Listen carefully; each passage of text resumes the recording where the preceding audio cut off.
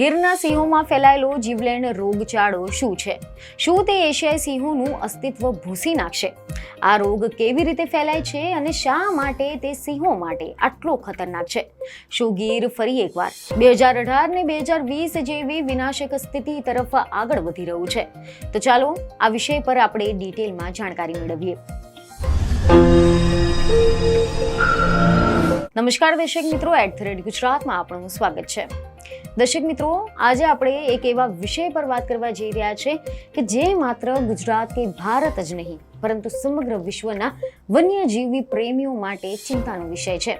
જેમ આપણે સૌને ખબર છે કે ગુજરાત માત્ર એક રાજ્ય નહીં પરંતુ ગૌરવનું પ્રતીક છે અને આ ગૌરવનું સૌથી મોટું પ્રતીક છે ગીરના એશિયાઈ સિંહો.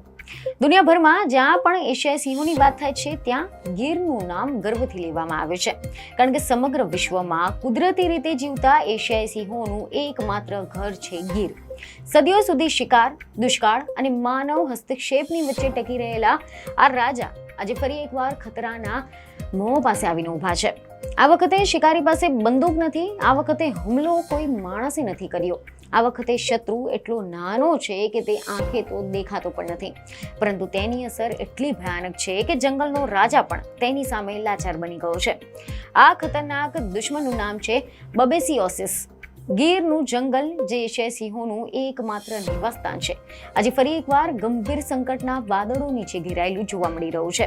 જે સિંહોની ગર્જનાથી આખું ગીર ગાજતું હતું, આજે તે સિંહોના અસ્તિત્વ સામે બબેસિયોસિસ નામનો અદૃશ્ય દુશ્મન આવીને ઉભો રહ્યો છે. આ કોઈ સામાન્ય બીમારી નથી, પરંતુ આ એક એવો જીવલેણ રોગચાળો છે કે જેણે ભૂતકાળમાં પણ ગીરના રાજાઓને પછાડી નાખ્યા હતા. આ એક એવો રોગચાળો છે કે જે સિંહોના શરીરમાં ધીમે ધીમે ઝેરની જેમ ફેલાતું જાય છે, લોહીને કમજોર કરી નાખે છે, શરીરની તાકાતને ખતમ કરી દે છે અને અંતે મૃત્યુ તરફ ધકેલી દે છે. ગીરના જંગલોમાં ફરી એકવાર ચિંતા છવાઈ છે, કારણ કે છેલ્લા ઘણા દિવસોમાં અનેક સિંહોમાં શંકાસ્પદ લક્ષણો જોવા મળ્યા છે અને આ જ કારણ છે કે અત્યારે સોશિયલ મીડિયાથી લઈને સત્તાવાર અખબારી યાદીઓ સુધી બધે જ એવી ચર્ચા ચાલી રહી છે કે શું આપણા સિંહો સુરક્ષિત છે? વન વિભાગના અધિકારીઓ રાત દિવસ એક કરી રહ્યા છે, મુખ્યમંત્રી પોતે બેઠકો યોજી રહ્યા છે, તો બીજી તરફ સિંહોની સારવાર કરનાર જે ડોક્ટરો છે, તબીબો છે, તે રાજીનામા ધરી દીધા છે. આ સ્થિતિ ખરેખર કેટલી ગંભીર કહેવાય. શું આપણે 2018 ને 2020 જેવી કરુણતા ફરીથી જોવા જઈ રહ્યા છે? આજના ખાસ વિડીયોમાં આપણે બબેસિયોસિસના મૂળ સુધી જઈશું અને વન વિભાગની વ્યૂહરચના સમજીશું. સાથે જ એ પણ જાણવાનો પ્રયત્ન કરીશું કે ગીરના સિંહોને બચાવવા માટે હવે કયા કદમ ઉઠાવવાના અનિવાર્ય બની રહેશે. સિંહ એ ગુજરાતની શાન છે, અસ્મિતા છે અને જ્યારે પણ આ અસ્મિતા પર આંચ આવે છે ત્યારે આખું તંત્ર હરકતમાં આવવું જોઈએ. પરંતુ શું તંત્રની તૈયારીઓ પૂરતી છે? ચાલો આ સમગ્ર ઘટનાક્રમને વિગતે સમજીએ. જેમાં આપણે સૌ પ્રથમ વાત કરીશું કે આ શું છે બબેસિયોસિસ અને તે કેવી રીતે ફેલાય છે. આની સાથે જ એ પણ સમજીશું કે આ રોગ શું હોય છે.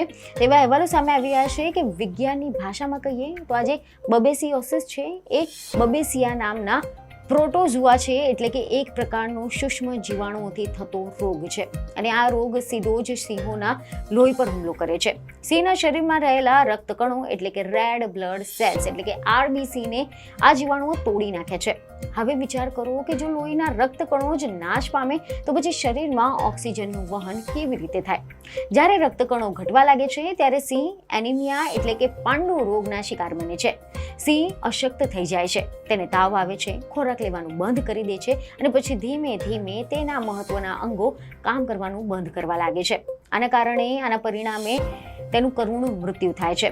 આ રોગનો સૌથી મોટો વાહક છે ઈતરડી. જે ઈતરડીને બબેસિયાનો ચેપ લાગ્યો હોય તે જ્યારે સિંહને ચટકા ભરે છે ત્યારે આ જીવાણુ સિંહના લોહીમાં ભળી જાય છે.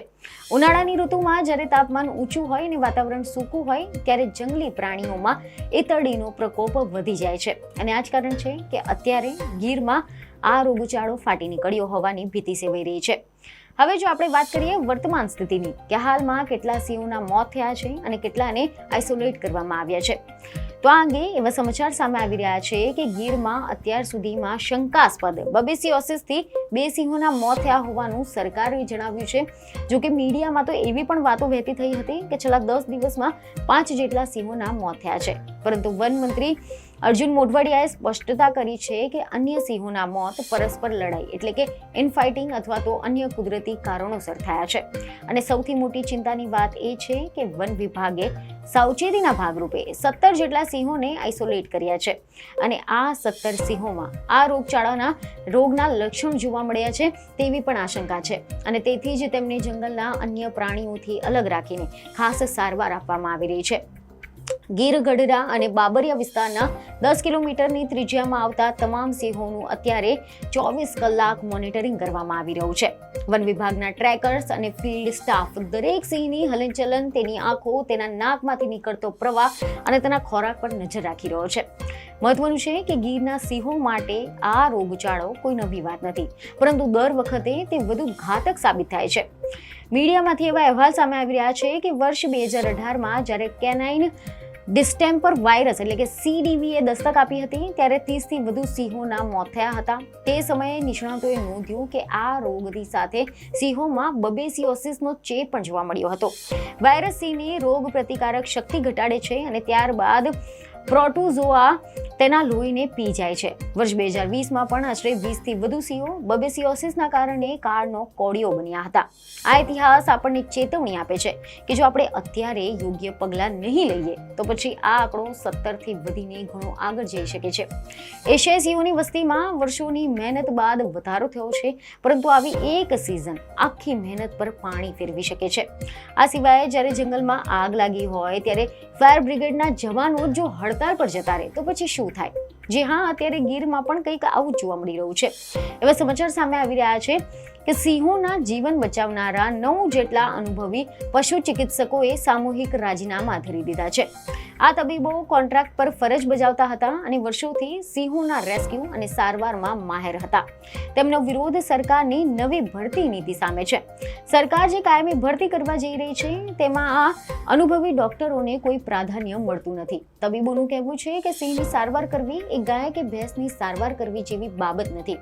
સિંહના સ્વભાવને સમજવા માટે વર્ષોનો અનુભવ જોઈએ અને જો નવા અથવા તો બિન અનુભવી ડોક્ટરો આવશે તો પછી સિંહોના જીવ જોખમમાં મુકાશે.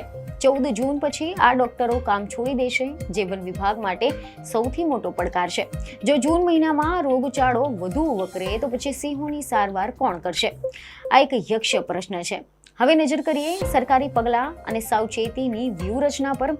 તો આ અંગે એવા સમાચાર સામે આવી રહ્યા છે કે મુખ્યમંત્રી ભૂપેન્દ્ર પટેલે તાકીદની બેઠક બોલાવીને આદેશ આપ્યા હતા કે એક પણ સિંહનું મૃત્યુ બેદરકારીના કારણે ન થવું જોઈએ.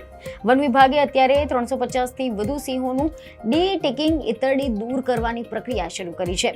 સિંહોના લોહીના સેમ્પલ લઈને લેબમાં મોકલવામાં આવી રહ્યા છે અને જે સિંહો નબળા દેખાઈ રહ્યા છે અથવા તો તેમના પરિવાર એટલે કે પ્રાઇડથી અલગ પડી ગયા છે તેમનું તુરંત રેસ્ક્યુ સેન્ટર લઈ જવામાં આવી રહ્યા છે.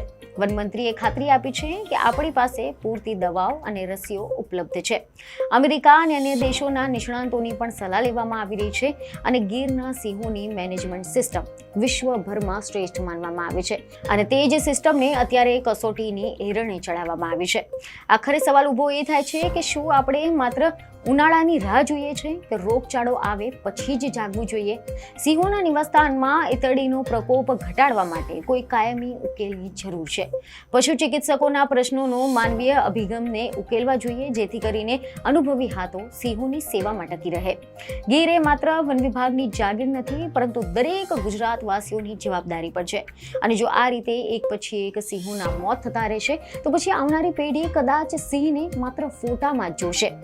બબેસિયોસિસ આ ખતરાનો ટૂંક સમયમાં ટળી જાય અને સિંહો ફરીથી જંગલમાં મુક્તપણે વિહાર કરે તેવી પ્રાર્થના આપણે સૌએ સાથે મળીને કરવું પડશે. આપણે સૌએ જાગૃત થવું પડશે. વન વિભાગે અત્યારે જે 17 સિંહોને આઇસોલેટ કર્યા છે તેમના સ્વાસ્થ્યના સમાચાર આવનારા દિવસોમાં ગીરની રણનીતિ નક્કી કરશે.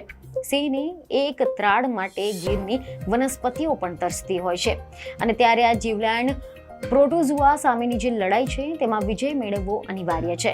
સિંહોના સંરક્ષણ માત્ર આંકડાકીય માયાજાળ નહીં, પરંતુ જમીની સ્તર પર સચોટ કામગીરીની અત્યારે તાતી જરૂર છે.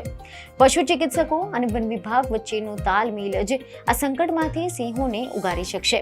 ગીરના સિંહો સુરક્ષિત રહે એ જ આપણી સાચી સફળતા છે.